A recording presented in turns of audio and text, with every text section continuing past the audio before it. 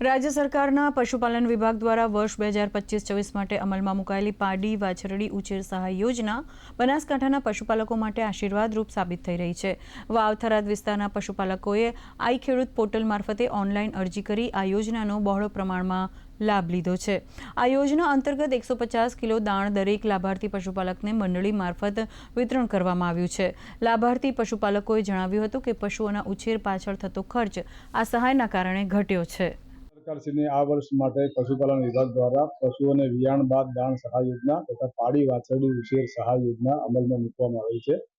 આ યોજનામાં લાભ લેવા માટે લાભાર્થીએ આઈ ખેડૂત પોર્ટલ ઉપર અરજી કરવાની હોય છે અને પાત્રતા ધરાવતા લાભાર્થીઓને યોજનાના લાભ માટે દાણનું વિતરણ અત્યારે જીસીએમએફ મારફતે દૂધ સંઘ દ્વારા ગામે ગામ મંડળીઓ સુધી પહોંચાડી અને લાભાર્થીઓ સુધી પહોંચાડવામાં આવે છે।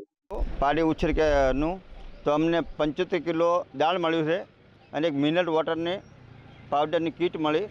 તો અમે જે સરકારશ્રીએ આપ્યો એનો ખૂબ ખૂબ આભાર।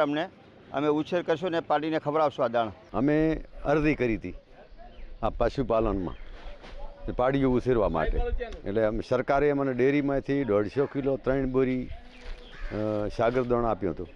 અત્યારે 75 કિલો આપે છે અને અમારા માટે આ ખૂબ લાભ છે।